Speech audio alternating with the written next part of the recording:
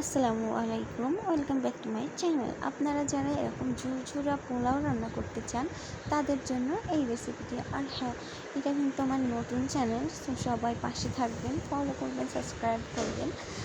চলুন আমি রেসিপিটা বলা শুরু করি। তার আগে বলে নিই, বড় বড় রেস্টুরেন্টকেও হার মানাবে এই পোলাও।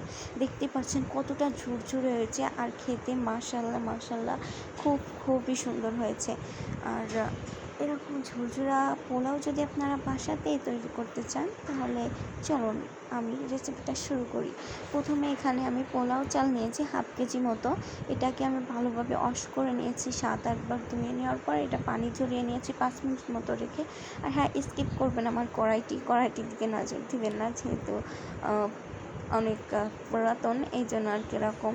যাই হোক, তারপর আমি কড়াইতে একটু তেল দিয়েছি, তেলের ভিতর আমি পোলাওটা দিয়ে চালটা দিয়ে দিব, দিয়ে আমি এটা 5 মিনিট মতো ভেজে নেব। একটা জিনিস মাথায় রাখতে হবে, চুলার জালটা সবসময় লো, একদম স্লো রাখতে হবে, না হলে চালটা পুড়ে যেতে পারে। দেখতেই পারছেন আমার চালটা কেমন ঝরঝরা হয়ে গেছে। ঝরঝরা হয়ে গেলেই ব্যাস চাল ভাজা হয়ে গেছে, হালকা হালকা লালচে রং চলে আসবে। আর আমরা যতটুকু চাল নিব ততটুকু পানি ব্যবহার করব না, তার দ্বিগুণ পানি ব্যবহার করব। ধরুন আমার হাফ কেজি চাউল, আমি 1 কেজি পানি ব্যবহার করব। এখানে আমি পানির ভিতরে কয়টা এলাচ, 2-3টা লবঙ্গ আর 4-5টা দারচিনি কাঠ ব্যবহার করেছি। দেখতে পাচ্ছেন আমার পানিটা যখন বলক চলে আসবে বা ফুটে উঠবে, তখন সেই মুহূর্তে আমি পানির ভিতরে চাউলটা দিয়ে দিব। চাউলটা দিয়ে দেওয়ার পর আমি ঢাকনা দিয়ে এটা ঢেকে দিব।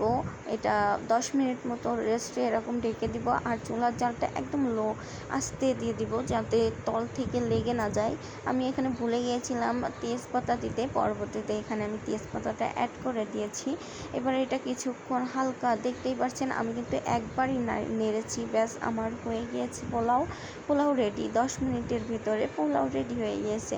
ব্যাস, এই যে দেখুন কতটা ঝরঝরা হয়েছে। বেশি নাড়াচাড়া করা যাবে না, আর দেখতেই তো পেরেছেন আমি একবার নেড়ে দিয়েছি, কারণ বেশি নাড়াচাড়া করলে চালটা ভেঙে যেতে পারে, ভাতটা আঠালো হয়ে যেতে পারে। এর ভিতর আমি অ্যাড করছি ঘি। যখন আমার পোলাওটা হয়ে যাবে তারপর এর ভিতর ঘি অ্যাড করব। এটা আমাদের বাসায় বানানো ঘি, আমার নানু তৈরি করে। বাসায় বানানো ঘি, স্বাদ মাশাল্লাহ খুবই সুন্দর স্বাদ। এই যে এটার ভিতর ঘিটা আমি মিক্সড করে দিয়েছি, আমি 2 টেবিল চামচ মতো ঘি দিয়েছি। এটা কিছুক্ষণ এরকম নেড়ে চেড়ে একটু রেস্টে রেখে দিয়ে এর ভিতরে আমি অ্যাড করব পেঁয়াজ বেরেস্তা। উপর দিয়ে সৌন্দর্যের জন্য ছিটিয়ে দেবো। আপনারা চাইলে এর ভিতর কিশমিশ ব্যবহার করতে পারেন, বাদাম ব্যবহার করতে পারেন, কিন্তু আমার কাছে আসলে বাসায় ছিল না, এই জন্য আমি অ্যাড করতে পারি নাই। কিশমিশটা যখন আমরা পানিটা ফুটে যাবে কিংবা চাউলটা দিব তখন ব্যবহার করবেন ওর সঙ্গে। ব্যাস, আমার রেসিপি তৈরি।